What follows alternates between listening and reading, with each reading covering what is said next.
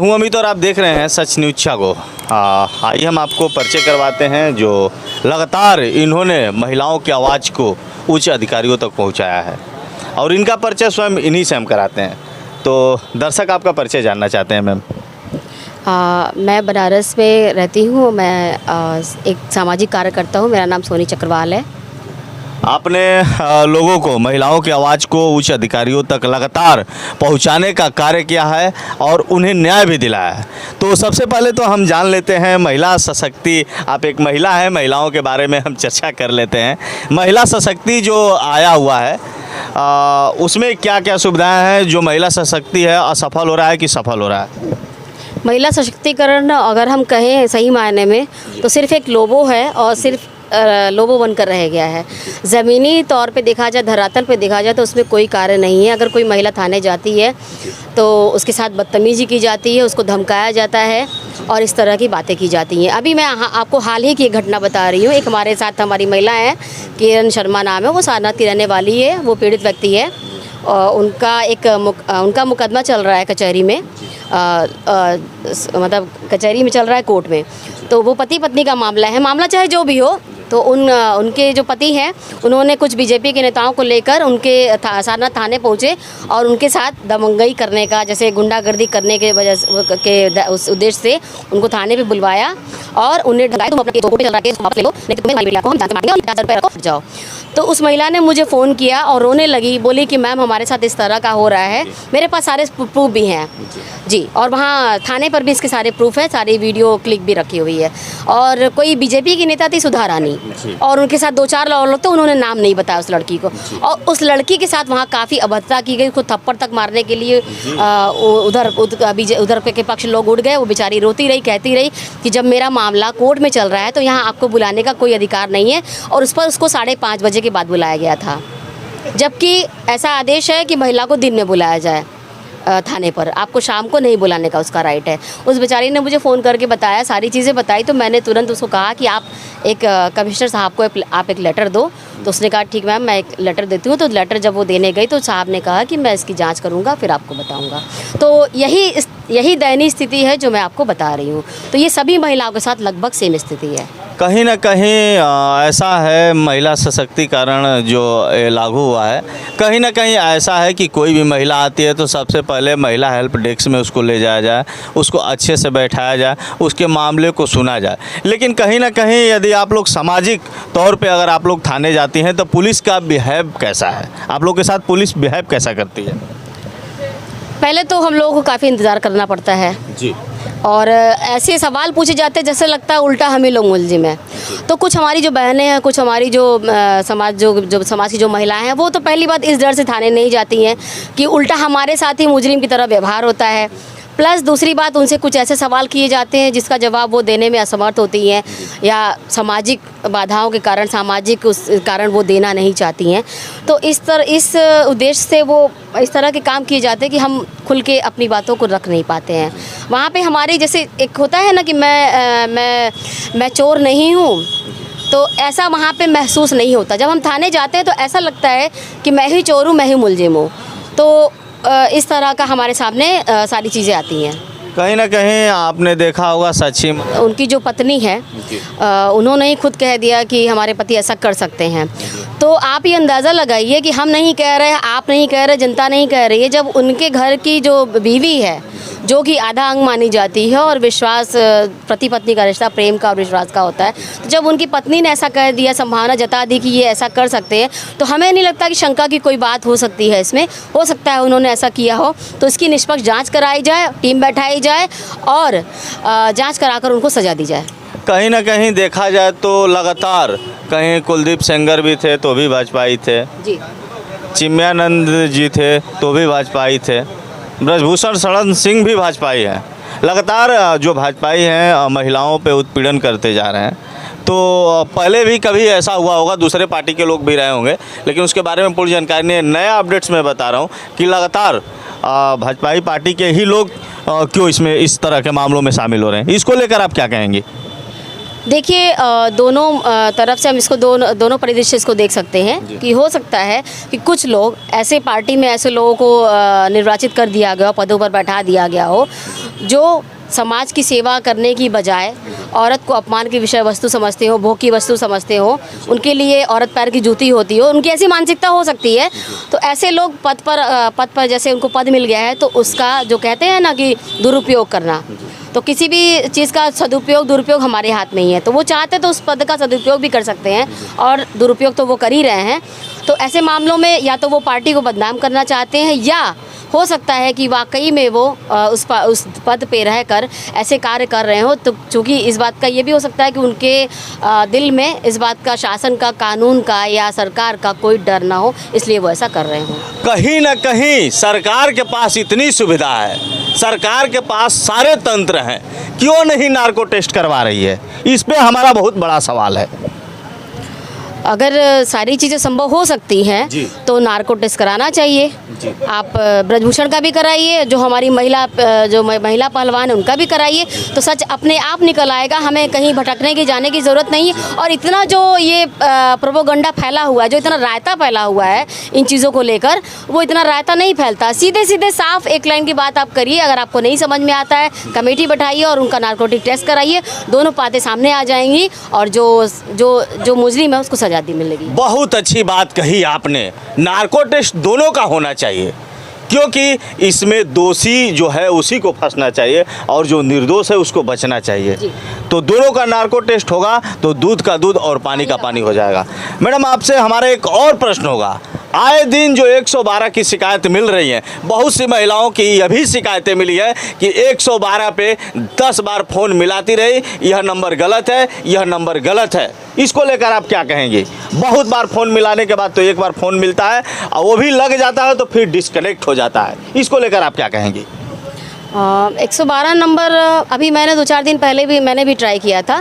तो वो 112 नंबर अगर आप डायल करते तो उसमें वो जब बताता है कि आप बात करने के लिए 1 या 2 नंबर दबाइए। पहली बात तो ये हो सकता है कुछ महिलाओं को ना पता हो, तो मैं बता दे रही हूँ, तो आप उससे बात करिए।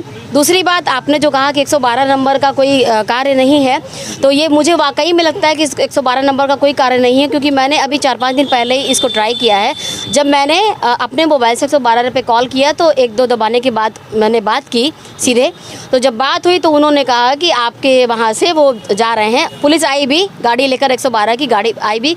तो मैंने उनसे अपनी जो समस्याएं थी वो मैंने बताई, लेकिन उन्होंने कहा कि ठीक है मैं उस जगह का निरीक्षण कर लूँगा। उसके बाद मुझे 112 नंबर पे कॉल करने का कोई रिस्पांस नहीं मिला। उन्होंने सिर्फ इतना कहा कि आप एप्लीकेशन लेकर थाने पे जाइए। तो जब मुझे थाने ही जाना है, जब मुझे एप्लीकेशन ही लिखना है, तो 112 नंबर का मुझे नहीं लगता कि कोई अर्थ निकल कर सामने आता है। कहीं ना कहीं मैडम आपने बहुत अच्छी बात कही। आए दिन इस तरह की शिकायतें मिल रही हैं। 2014 से लेकर अब तक, यानी आज हो गया तारीख 2023 मान लेते हैं, 2023 तक इस देश में विकास हुआ है कि विनाश हुआ है? बहुत बड़ा सवाल सोच रही हैं जी, देर नहीं होना चाहिए, क्योंकि आपने विकास और विनाश दोनों की बात कही है। तो हम आपको बता दें कि विकास भी हुआ है और विनाश भी हुआ है। जी।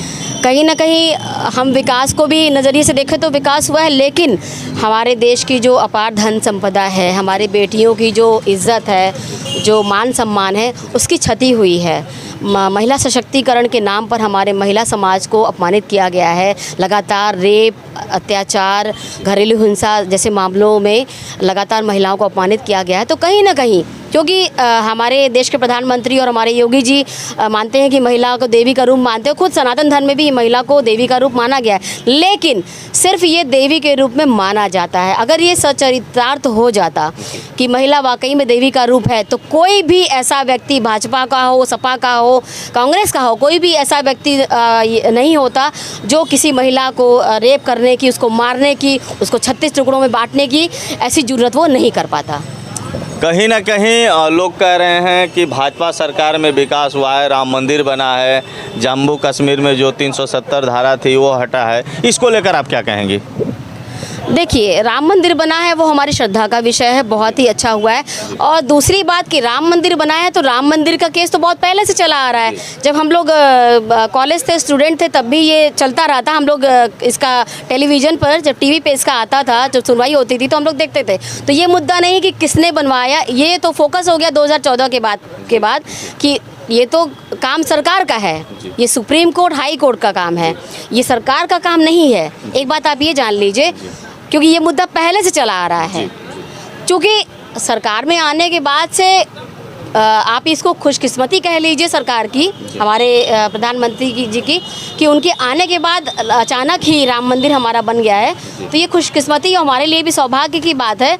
तो इसका फ़ायदा हमारी सरकार को मिला है। तो राम मंदिर बना, इसके लिए हम श्रद्धा हमारी है और हम राम के आगे हम झुक जाते हैं। मैडम, एक सवाल है। राम मंदिर सुप्रीम कोर्ट के आदेश पर बना है और ये पिछले कई सालों से इसके मुकदमे चल रहे हैं। तो इसमें आपको कैसे लगता है कि इसमें भाजपा का बहुत बड़ा योगदान है या मोदी जी का है? वो तो अदालत से आया था आदेश, अध्यादेश से नहीं बना है, वो सुप्रीम कोर्ट के आदेश से आया। तो सुप्रीम कोर्ट के आदेश में मोदी जी या भाजपा का कैसे काम आप जोड़ पाएंगे? इसमें किसी का कोई रोल नहीं। देखिए, अदालत जो जज करती है, अदालत जो फैसला देती है, हमें वो मानना सर्वोपरि होता है।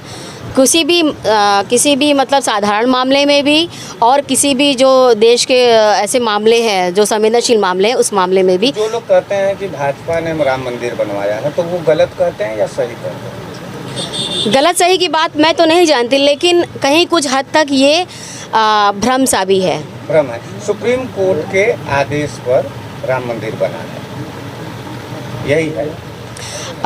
देखिए, इसकी बहुत ज़्यादा जानकारी मुझे नहीं है, लेकिन आपने जो सवाल किया है, तो ये जब हम लोग पढ़ते थे तभी से ये जो कोर्ट की जो सुनवाई चल रहती थी, वो टेलीविज़न पर हम लोग देखते, तो इससे पता चलता था कि राम मंदिर का जो चल रहा है वो चल रहा है। तो उस समय ऐसा कोई आदेश आया नहीं था। और अभी आप वर्तमान में जो अभी हमारा विश्वनाथ मंदिर का जो चल रहा था, तो वो तो अभी शांत है।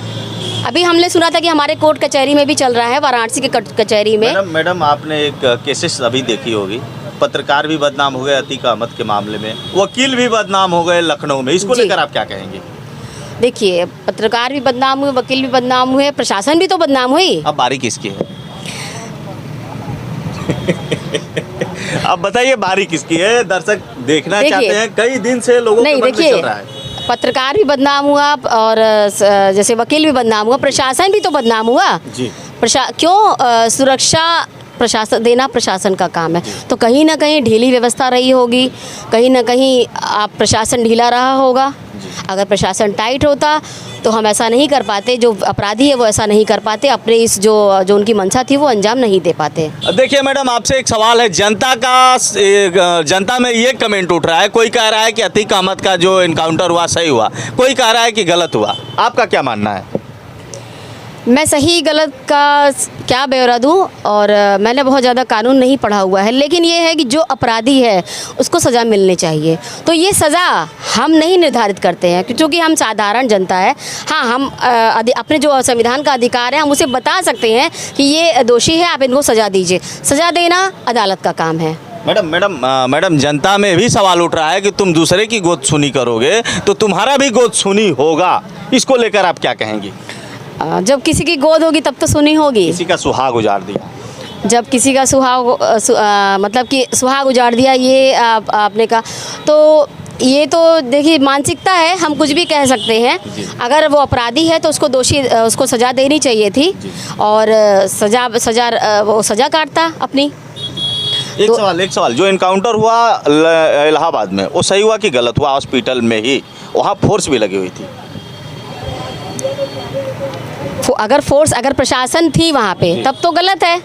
प्रशासन अगर फोर्स थी तब तो गलत है। हाँ, फोर्स नहीं होती तो ये जताई जा सकती थी कि भाई ऐसा अपराध हो गया, लेकिन जब फोर्स थी तो ये लापरवाही की वजह से हुआ है। अभी वाराणसी में, काशी में, बाबा की नगरी में आप मौजूद हैं। नमामि गंगे हैं, नमामि गंगे पे करोड़ों रुपए खर्च किए गए हैं। आपको क्या लगता है, जो नमामि गंगे पे खर्च किए गए हैं पैसे, वो सही खर्च किए गए हैं या गलत किए गए हैं? आप माता गंगे का दर्शन भी करने जाती होंगी, डुबकी भी लगाती होंगी।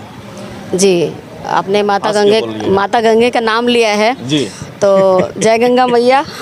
और दूसरी बात कि गंगा माता के नाम पर जी ये जो नमामि गंगे का जो चला है योजना, तो वो हमें कहीं भी सार्थक नहीं दिखता। जिस तरह जी कई सारी योजनाएं सिर्फ फाइलों में रह गई हैं और वो सार्थक रूप से नहीं नज़र आती हैं, उसी तरह ये योजनाएं भी नमामि गंगे भी आया और हमें कहीं इसका नहीं दिखता है सार्थकता। क्योंकि अभी भी आप जाइए, सिर्फ दशाश्वमेध घाट या 80 घाट आपको थोड़ा बहुत स्वच्छ दिखाई देंगे, लेकिन अगर आप दूर दूर तक जाते हैं, अगर आप घाट ही जाते हैं, तो कई सारे घाट ऐसे मिलेंगे कि जो कि आप उसको देख भी नहीं सकते हैं। अभी कुछ दिन पहले मेरे चैनल पे वाराणसी के मिश्रा जी ने बताया था विद्युत सौगृह, उन्होंने बताया था कि हर घाटों पे बनना चाहिए। आपकी क्या राय है इस पे? विद्युत सौगृह जो बनाने से इस देश की जनता को क्या फायदे होंगे और क्या नुकसान होंगे? विद्युत शवगृह की बात आपने कही है, तो हमारे देखिए सबसे पहले तो हमारे सनातन धर्म में विद्युत शवगृह का कोई काम नहीं है, क्योंकि हमें जलाया जाता है तो हमारे सनातन धर्म के द्वारा हम लकड़ी पर ही जलते हैं और उसी से हमें मोक्ष भी मिलता है। जब जलकर हमारी जो हड्डियां हैं, जो हमारा जो भस्म है वो गंगा जी में बहा जाता है, तभी हमें मोक्ष मिलता है। तो शवगृह की बात हुई है, तो शवगृह ये दर्शाता है कि आपकी जनसंख्या जो है वो बढ़ रही है, तो इस जनसंख्या की वजह से वो शवगृह बनाए जा रहे हैं। तो ये हम इसके पक्ष में बिल्कुल नहीं है। हम अगर मरना चाहेंगे काशी में, अगर हमारी मृत्यु होगी तो हम लकड़ी से जलकर, जैसा हमारा की सांस्कृतिक परंपरा रही है हमारे जलने की, हमारे मोक्ष होने की, हम उस परंपरा के तहत चलेंगे। बहुत ज़्यादा हीट हो गया है, पेड़ पौधे लग नहीं पा रहे हैं, पर्यावरण असंतुलित है, तो ऐसे स्थिति में आपको लकड़ी से जला करके आपके धर्म की रक्षा किया जाए, या फिर जो निरीह प्राणी है जो इस मौसम को झेलता है, तो इस धरती को बचाया जाए या फिर आपके धर्म को लकड़ी पर जला के बचाया जाए? क्या चाहती हैं? दोनों को बचाया जाए, धर्म को भी बचाया जाए और लकड़ी को भी बचाया जाए। जो पहली बात इन्होंने कही कि लकड़ी को काट कर, मतलब तो लकड़ी को तो काटते हम ही हैं, वो चाहे हम जलने के लिए काटें या बिल्डिंग बनाने के लिए, क्यों सिर्फ जलाने के लिए हमारा धर्म ही मिला है। आप लकड़ी की बात कर रहे हैं और जलाने की बात कर रहे हैं और शवगृह की बात कर रहे हैं, तो क्या ये बिल्डिंगें जो बन रही हैं, 10-10 माले बन रहे हैं, जो एनवायरनमेंट हो रहा है, क्या इससे पेड़ नहीं कटते हैं?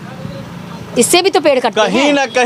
कहीं ना कहीं आप लोगों ने देखा होगा, लोग कोरोना चिल्ला रहे थे, प्लास्टिक की थैलियां लेकर घूम रहे थे, और ऐसा ही स्थिति रहा। तो इस बार का टेम्परेचर आप देखी होंगी, और बहुत जल्द ही प्लास्टिक की थैलियां भी नहीं मिलेगी। मोदी जी ने तो प्लास्टिक की थैली पे बैन भी लगा दिया है, लेकिन आप लोगों को पता होगा कि इस मार्केट में कितनी थैलियां मिल रही हैं और कितनी नहीं मिल रही है। मैडम, आए दिन अगर इस बार का यह टेम्परेचर जो आपने देखा, अगली बार इससे 10 गुना टेम्परेचर होगा, इसको लेकर आप क्या कहेंगे? पहले जान की रक्षा की जाए कि पहले धर्म की रक्षा की जाए?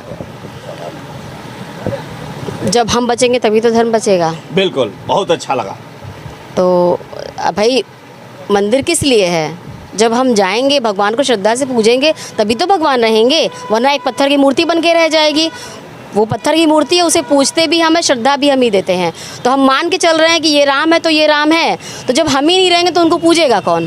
तो आपके हिसाब से लकड़ी की कटाई, जो हरे पेड़ पौधे जब काटे जा रहे हैं, इस बार टेम्परेचर बढ़ रहा है, पेड़ पौधे की कटाई होनी चाहिए या नहीं होनी चाहिए? कटाई तो करेंगे ही, हम नहीं चाहते। अच्छा, हम भी नहीं चाहते कटाई हो, हम तो ये चाहते हैं कि अगर कटे भी तो आप 100 पौधे, जहाँ 100 पेड़ कट रहे हैं वहाँ 100 पौधे लगाइए भी। तो कटना इसलिए ज़रूरी है महोदय, क्योंकि आप सड़कें भी चौड़ी बना रहे हैं, आप ऊपर से रास्ता भी बना रहे हैं, ठीक है, आप बिल्डिंगें भी बना रहे हैं, तो पेड़ों की कटाई तो होगी, हम चाहे ना चाहें वो तो होगी। दूसरी तरफ वहीं हम ऐसा काम कर सकते हैं, प्रकृति के सानिध्य पे हम ज़्यादा रहें। और हम देखिए, ये सरकार का भी काम नहीं है कि हमें खुद से भी जागरूक होना होगा। जब प्रकृति बचेगी, प्रकृति रहेगी, तभी हम बचेंगे। तो कहीं ना कहीं हमें भी योगदान देना चाहिए। मुख्यमंत्री योगी आदित्यनाथ जी का आपने ये भाषण सुना होगा, भाइयों बहनों, उत्तर प्रदेश की सारी सड़कों को गड्ढा मुक्त कर देंगे। इसको लेकर आप क्या कहेंगे? कितनी सड़कें गड्ढा मुक्त हुई हैं अभी तक? देखिए, हंसिए नहीं, बात पे हंसी भी आ रही है, कुछ तो रीजन है। रीज़न इसलिए है कि कुछ सड़कें तो गड्ढा मुक्त दिखती हैं, लेकिन जब हम निकलते हैं, हम चारों तरफ निकलते हैं, और कहीं कहीं तो सड़कें ऐसी गड्ढा मुक्त है कि उसमें अगर हम घुस भी जाएं तो निकले ना। तो मतलब कहीं ना कहीं फंस ही जाना है। फंस ही जाना है जी, बिल्कुल कहीं ना कहीं कुछ ना कुछ फंस जाना है। और अगर विशेषकर बरसात में अगर हम निकले तो कहीं ना कहीं गाड़ी फंस जानी है या आपका गिर जाना है। अभी पिछले साल जो बारिश हुई थी उसका आपने आंकड़ा देखा होगा कि बहुत सारे केसेस हुए जिसमें नाले में गिर गए, बच्चे गिर गए या कहीं ना कहीं एक्सीडेंट हो गया, कुछ ऐसी बातें आई हैं सामने। तो गड्ढों का क्या है, गड्ढे तो सड़क पे होते रहेंगे। प्रोफेशनल लाइफ पे देश के यशस्वी प्रधानमंत्री नरेंद्र मोदी जो वाराणसी से सांसद हैं और आप राहुल गांधी को जानती ही होंगी, दोनों में से किनको आप अच्छा मानती हैं? मैं दोनों में से किसी को अच्छा नहीं मानती।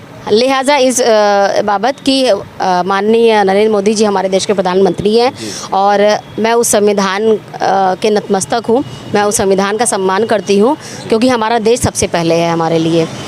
मेरे लिए सबसे पहला देश है, ठीक है। मैं किसी पार्टी को या मैं किसी उसको नहीं जानती। जो देश के लिए काम करेगा मैं उसको जानूंगी, मैं उसके आगे नतमस्तक। आपसे लास्ट प्रश्न होगा, जातिवाद पे लोग वोट देते हैं। कोई पंडित जी हैं तो लोग कहते हैं भाजपाई हैं, कोई यादव जी हैं तो लोग कहते हैं सपाई है, कोई गुप्ता जी हैं तो लोग कहते हैं भाजपाई है। इस तरह के जो राय साहब हैं उनको भी लोग कहते हैं भाजपाई है, और जो SC ST के लोग हैं उनको लोग कहते हैं कि ये लोग भाजपा पार्टी से हैं, मायावती बहन कुमारी मायावती जी से हैं। इसको लेकर आप क्या कहेंगे?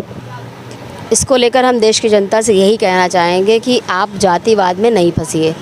आपको जो सही लगता है, जो देश के विकास के लिए काम करे, जो आपके भलाई के लिए काम करे, जो जनमत के लिए काम करे, जो विकास के लिए काम करे, आप उसको चुनिए। ये ना देखिए कि ये हमारी जाति का है, वो हमारी जाति का है। तो ये देखिए, ये मानवता नहीं है। अगर आप वाकई में क्योंकि इसी देश में आपको भी रहना है, हमें भी रहना है। आज नहीं कल तो जो स्थिति आपके सामने आएगी वो हमारे सामने भी आएगी। तो हम कहीं अलग तो होंगे नहीं, रहना तो उसी देश में है, उसी शहर में है। तो आप ये सही चीज़ों को देखकर वोट दीजिए और जातिवाद में बिल्कुल मत पड़िए। बेरोजगारी पे क्या कहेंगे? मोदी जी ने कहा था पकौड़ा तलना भी एक रोजगार है, इसको लेकर आप क्या कहेंगे? रोज़गार तो है ही, बशर्ते हम उस रोज़गार के लिए सुलभ साधन उपलब्ध हो जाएं। मतलब कि तलने के लिए गैस आग तो चाहिए और तेल तो चाहिए ही चाहिए, बेसन तो चाहिए। आने वाली बात है, MA BA करके पकौड़ा तलेंगे तो हम पढ़ेंगे क्यों? पढ़ तो आपने गलती से लिया, आपने पढ़ तो लिया ही है क्योंकि आपको ये पता नहीं था कि आप पढ़कर पकौड़ा तलेंगे या इस तरह का काम आप करेंगे। आपने तो माइंड में ये बैठाया ही नहीं होगा। हालांकि जब हमारी सरकार ने कहा ही है तो आप उस रास्ते पे चलिए। और चूँकि चलेंगी भी कैसे, महंगाई इतनी है तो कम से कम 200 रुपये आप रखेंगे तेल के लिए और सिलेंडर के लिए 1200 रुपये रखेंगे, तब तो पकौड़ा भी तलेंगे। और जब हर व्यक्ति पकौड़ा तलेगा तो खाएगा कौन? मैं पूछना चाहूँगी देश की जनता से कि हर आदमी जब पकौड़ा तलेगा तो उसको खाएगा कौन? तो खाने वालों की भी संख्या चाहिए और पकौड़ा तलने वालों की भी संख्या चाहिए। तो दोनों को जब बराबर करिए तभी रोज़गार भी हो जाएगा। चलिए, ये